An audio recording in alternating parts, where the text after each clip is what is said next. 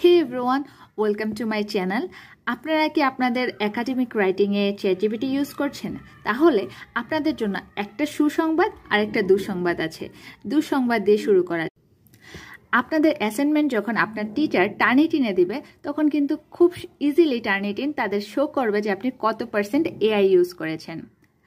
এখন বলা যাক সুসংবাদের কথা।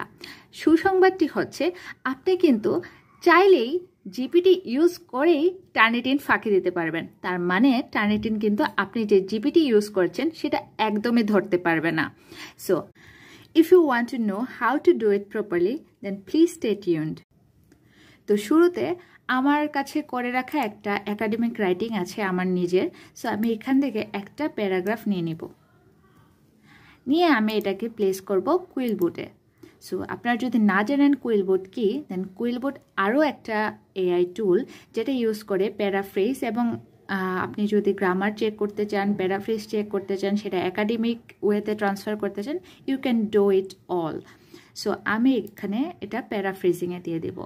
নাও দ্য থিং ইজ, আপনি যদি চান সেটাকে একদমই এআই ফ্রি করতে, তাহলে মেক শিওর সেটা যেন সিম্পল মোডে থাকে এবং সিনোনিম যেন একদমই জিরোতে থাকে।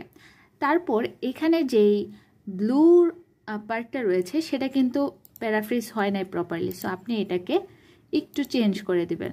তাহলে যেটা হবে, এই এআই এর যে সিকোয়েন্সটা আছে সেটা চেঞ্জ হয়ে যাবে টু সাম এক্সটেন্ট। সো যখন আপনি সেটা টার্নিটিনে দিবেন, সেটা কিন্তু এআই ডিটেক্ট করতে পারবে না। সো আমি এখন এটা প্লেস করব এইখানে আমার অ্যাকচুয়াল রাইটিংয়ে। এভাবে করে আপনি আপনার পুরোটা অ্যাসাইনমেন্ট এভাবে কুইলবুট দিয়ে প্যারাফ্রেজ করে নেবেন।